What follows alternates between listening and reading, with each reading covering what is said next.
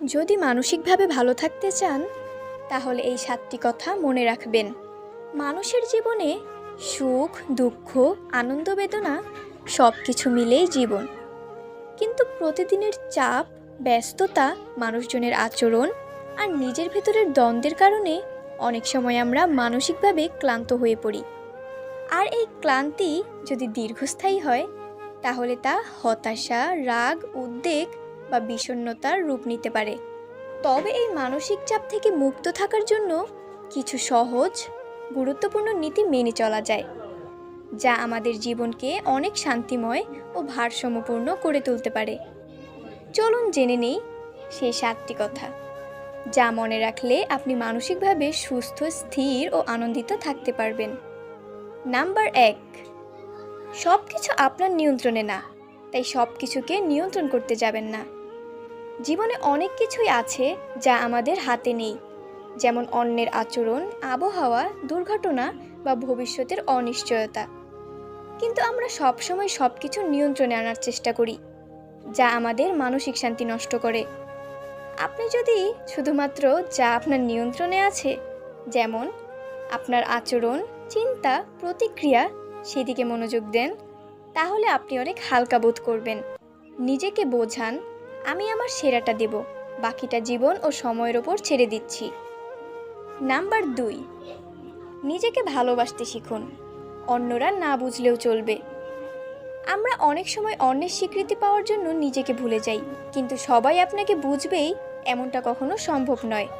তাই নিজেকে ভালোবাসা, নিজের সীমাবদ্ধতাকে গ্রহণ করা, নিজের ভালো লাগাকে গুরুত্ব দেওয়া খুব জরুরি। আপনি নিজের কাছে যদি ভালো থাকেন তাহলে বাইরের নেতিবাচকতা আপনাকে সহজে নাড়া দিতে পারবে না। নাম্বার 3, সব কিছুর সময় হয়, ধৈর্য রাখুন। আমরা চাই আমাদের জীবনের সব সমস্যা আজকেই মিটে যাক, কিন্তু বাস্তবতা হলো সব কিছু সময় মতোই ঘটে। জীবনের অনেক জটিল প্রশ্নের উত্তর আপনি একদিন পাবেন, কিন্তু সেই সময় না আসা পর্যন্ত ধৈর্য রাখাই আপনার সবচেয়ে বড় শক্তি। সময়ই অনেক কিছুর সমাধান করে দেয়, আপনাকে শুধু ধৈর্য রাখতে হবে। নাম্বার 4, সব অনুভূতি প্রকাশ করতে হয় না, কিছু চুপ থাকাও শক্তি। সব সময় আমাদের যেটা মনে হয় সেটা বলে ফেলাই ভালো, এমনটা ভাবা ভুল। কখনো কখনো চুপ থাকাই শ্রেয়। কিছু কথা বলা মানে নিজের মানসিক শান্তি হারানো, বিশেষ করে যদি অন্য পক্ষ শুনতে না চায়, বুঝতে না চায়, তখন নিজের শান্তির জন্য চুপ থাকা দরকার। নাম্বার 5, ক্ষমা করতে শিখুন, না অন্যদের জন্য, নিজের শান্তির জন্য এটা করা উচিত। কাউকে ক্ষমা করা মানেই তার কাজকে সমর্থন করা নয়, বরং এর অর্থ হলো আপনি নিজের মনের ভাব হালকা করছেন, নিজের ভার হালকা করছেন।